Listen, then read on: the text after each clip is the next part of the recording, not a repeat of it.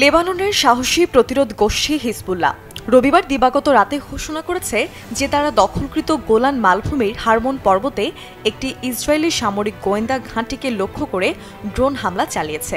তুরস্কের সরকারি বার্তা সংস্থা আনাতুলু এজেন্সির সোমবারে প্রকাশিত প্রতিবেদনের তথ্যানুসারে জানা গেছে, হিজবুল্লাহ বলছে যে গতকাল বেকা অঞ্চলে ইসরায়েলি শত্রুদের দ্বারা তাদের একজন যোদ্ধাদের ওপর হামলা এবং হত্যার প্রতিক্রিয়ায় এই আক্রমণটি করা হয়েছে।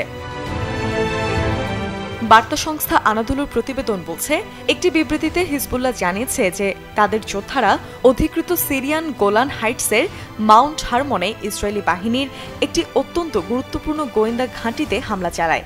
একের পর এক বিস্ফোরক ড্রোনের আঘাতে ওই গোয়েন্দা ঘাঁটির দূরপাল্লার প্রযুক্তিগত এবং বৈদ্যুতিক পর্যবেক্ষণ পোস্টে তারা সফলভাবে আক্রমণ করে। এখন জন্ম সনদ দিয়ে খোলো বিকাশ স্টুডেন্ট অ্যাকাউন্ট। নিজের বিকাশ নিজে কর।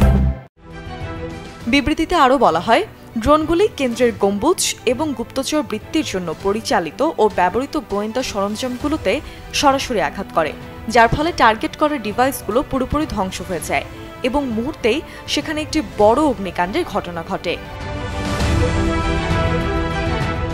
স্থানীয় মিডিয়া এবং গোষ্ঠীটির একটি বিবৃতি অনুসারে শনিবার পূর্ব লেবাননের বেকা অঞ্চলের চাঁদ শহরে একটি গাড়ি লক্ষ্য করে ইসরায়েলি ড্রোন দিয়ে পরিচালিত বিমান হামলায় একজন হিজবুল্লাহ সদস্য নিহত হয়েছে। ওই ঘটনার প্রতিক্রিয়ায় এই আক্রমণ চালানো হয়েছে বলে দাবি জানিয়েছে প্রতিরোধ গোষ্ঠী হিজবুল্লাহ। রবিবার ভোর রাত 12:56-তে একটি টেলিগ্রাম বার্তার মাধ্যমে হিজবুল্লাহর একটি সূত্র কাতার ভিত্তিক গণমাধ্যম আল জাজিরাকে দেয়া এক বিবৃতিতে ইসরায়েলের গুপ্তচর এবং গোয়েন্দা সরঞ্জাম এবং প্রযুক্তিগত সিস্টেমে আঘাত একরকম এবং মাউন্ট হারমনের রিকনেশন সেন্টারে তাদের কিছু গুরুত্বপূর্ণ অংশ ধ্বংস করার বিষয়টি নিশ্চিত করে। ওই টেলিগ্রাম বার্তায় 1973 সালের অক্টোবরের যুদ্ধের পর প্রথমবারের মতো মাউন্ট হারমনের রিকনেশন সেন্টারকে লক্ষ্য করে হামলা চালালো হিজবুল্লাহ। এই হামলাকে প্রথমবারের মতো তাদের বিমান বাহিনীর সবচেয়ে বড় অভিযান বলে দাবি জানায়।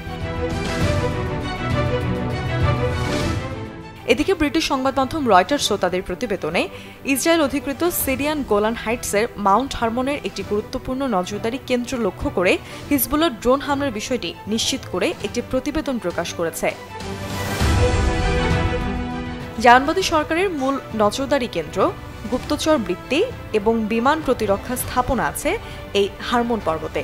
1973 সালের অক্টোবরের আরব ইসরায়েল যুদ্ধের পর এটি সিরিয়ার রাজধানীকে উপেক্ষা করে সিরিয়া, ইরাক, জর্ডান এবং সৌদি আরবের বেশ কিছু অংশে তারা তাদের গুপ্তচর বৃত্তি পরিচালনা করে আসছিল। এছাড়াও গত কয়েকদিনে প্রতিরোধ গোষ্ঠী হিজবুল্লাহ বেশ কয়েকটি গুরুত্বপূর্ণ ইসরায়েল অধিকৃত সামরিক ঘাঁটিগুলোকে লক্ষ্য করে অনেকগুলো সফল হামলা চালিয়েছে। কয়েক দফা অভিযানে তারা গুড়িয়ে দিতে সক্ষম হয়েছে শত্রুবাহিনীর উল্লেখযোগ্য কিছু সামরিক স্থাপনা এবং সাঁজোয়া যান।